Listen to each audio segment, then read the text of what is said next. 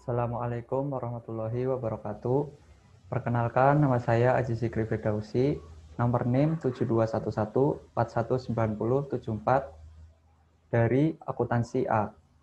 Di sini saya akan membahas tentang materi pengantar sistem informasi dari buku Sistem Informasi Manajemen. Yang pertama ada sejarah sistem informasi. Sistem informasi ini telah mengalami evolusi dari waktu ke waktu. Dalam waktu yang sama, aplikasi komputer juga telah mengalami evolusi menjadi sebuah sistem yang dirancang untuk mendukung proses manajemen. Berikut ini adalah beberapa sejarah mengenai komputer. Yang pertama adalah evolusi peranti keras komputer. Komputer-komputer terdahulu disebut mainframe.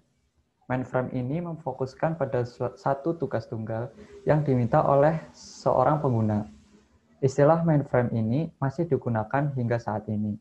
Namun, kini dipergunakan untuk menggambarkan komputer-komputer besar yang letaknya tersentralisasi dan biasanya ditemukan di organisasi yang besar. Lalu yang kedua adalah komputer berukuran kecil. Sistem kecil ini disebut juga komputer mini. Dengan cepat diikuti oleh komputer-komputer lain yang lebih kecil yang disebut dengan mikrokomputer. Mikrokomputer ini disebut juga sebagai komputer yang dapat dimiliki oleh seorang individu. Lalu yang ketiga adalah hukum Moore. Hukum Moore ini dapat diartikan oleh para pengguna komputer, yaitu bahwa kekuatan sebuah komputer akan meningkat sebesar 2 kali lipat setiap 18 bulan dengan mengeluarkan sejumlah biaya tertentu. Tentunya hal ini sulit diterima oleh banyak orang. Dilihat lagi untuk memanfaatkan perubahan tersebut sebagai suatu keunggulan yang lebih kompetitif. Lalu yang kedua adalah pengantar arsitektur komputer. Ya, di sini kita tahu bahwa komputer itu terdiri dari beberapa komponen. Komponen utama dari sebuah komputer adalah CPU dan RAM. CPU dan RAM ini terletak di motherboard komputer. Sedangkan hard disk dan CD-ROM merupakan alat komponen penyimpanan. Namun, hal ini berbeda dengan RAM, karena hard disk dan CD-ROM ini menawarkan penyimpanan yang bersifat permanen dan bukan sementara. Lalu ada komponen pendukung lainnya, seperti keyboard, mouse, yang dapat disatukan dengan komputer sebagai bahan pengambilan keputusan oleh manajemen. Lalu selanjutnya ada perangkat arsitektur komunikasi. Dalam penggunaan komputer ini, tentunya dibutuhkan sebuah komunikasi digital yang perlu dilakukan dengan berbagai komponen pendukung. Misalnya untuk komunikasi data. Baik awal maupun akhir, suatu komunikasi data akan membutuhkan adanya sambungan ke sebuah modem. Modem ini atau modulator merupakan bagian yang mengubah sinyal informasi ke dalam sinyal pembawa dan siap untuk dikirimkan. Sedangkan demulator merupakan bagian yang memisahkan sinyal informasi dari sinyal pembawa yang diterima, sehingga informasi tersebut dapat diterima dengan baik. Selanjutnya adalah evolusi di bidang aplikasi komputer. Sistem informasi merupakan suatu sistem yang memungkinkan manajemen mengendalikan operasi sistem fisik perubahan. Di sini terdapat beberapa sistem di dalam sebuah perusahaan. Di antaranya adalah yang pertama sistem fisik. Sistem fisik ini merupakan sumber daya yang dimiliki oleh perusahaan yang berupa bahan baku, karyawan, mesin, dan uang. Lalu yang kedua adalah sistem virtual. Sistem virtual ini merupakan ruang penyimpanan data, seperti yang sudah dijelaskan tadi, seperti CD-ROM dan juga hard disk. Yang ketiga adalah sistem terbuka. Sistem terbuka ini mengizinkan perusahaan berinteraksi dengan lingkungannya di sekitar untuk mendapatkan relasi yang lebih baik. Lalu ada sistem tertutup. Sistem tertutup ini adalah perusahaan tersebut tidak berkomunikasi dengan lingkungan yang ada di sekitarnya. Lalu selanjutnya ada sistem pemrosesan transaksi. Sebelum komputer ada, tentunya sistem virtual perusahaan adalah kombinasi dari proses manual, mesin-mesin pembukuan yang digerakkan oleh kunci dan sistem kartu berlubang yang dapat memproses data perusahaan. Berikut adalah model sistem dari pemrosesan transaksi secara sederhana. Yang pertama, input transformasi dan output dari sistem fisik perusahaan berada di bagian bawah. Data dikumpulkan dari semua sistem fisik dan lingkungan, lalu dimasukkan ke dalam basis data. Rantai lunak pemrosesan data mengubah data menjadi informasi manajemen perusahaan dan bagi individu serta organisasi yang terdapat di perusahaan. Selanjutnya ada sistem informasi manajemen. Sistem informasi manajemen ini dapat diartikan sebagai suatu sistem berbasis komputer yang memuat informasi tersedia bagi pengguna yang memiliki kebutuhan serupa. Sistem informasi manajemen juga dapat menghasilkan informasi ini melalui penggunaan dua jenis, yaitu yang pertama peranti lunak pembuat laporan. Ini akan menghasilkan laporan berkala atau laporan khusus. Yang kedua, model matematis. Ini akan menghasilkan informasi sebagai hasil dari suatu simulasi atas operasi perusahaan. Lalu yang selanjutnya adalah sistem kantor virtual. Pada tahun 1964, IBM telah memperkenalkan sebuah mesin tik elektronik yang memiliki kemampuan mengenali pita magnetik. Aplikasi ini disebut dengan pengolah data.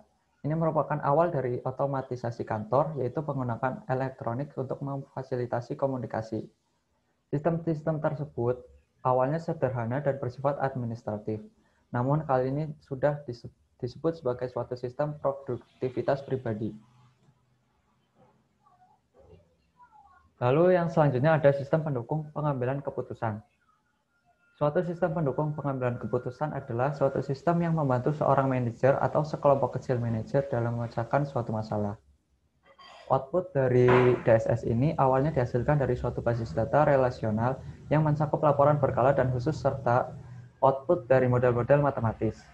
Berikutnya ditambahkan kemampuan dukungan keputusan kelompok melalui peranti lunak yang berorientasi pada kelompok yang disebut groupware sebagai suatu sistem pendukung pengambilan keputusan kelompok.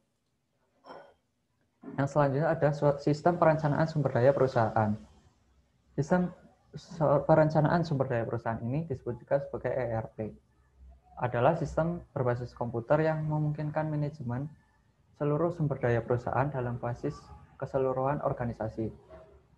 Pertumbuhan peranti lunak yang cukup pesat di akhir tahun 1990-an dapat dikaitkan dengan beberapa faktor penting, yaitu yang pertama, kesulitan dalam mendapatkan sistem yang meliputi keseluruhan data. Yang kedua, membanjirnya aktivitas penggabungan usaha korporasi. Yang ketiga, strategi kompetitif meniru dan memimpin. Selanjutnya ada pengguna sistem informasi.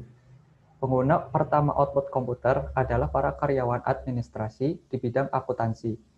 Beberapa informasi seperti yang dihasilkan sebagai produk sampingan dari aplikasi akuntansi juga tersedia bagi para manajer.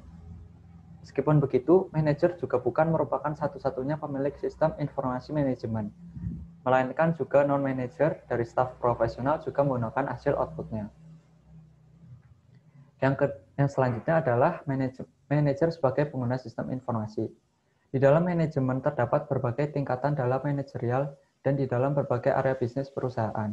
Beberapa tingkatan tersebut antara lain adalah yang pertama, tingkat perencanaan strategis, di mana ini sesuai dengan fungsi dari manajemen, yaitu perencanaan, di mana sebelum perusahaan menjalankan tujuan strategisnya atau menetapkan tujuan strategisnya, sebelumnya akan dibuat perencanaan agar tercapai tujuan secara sistematis.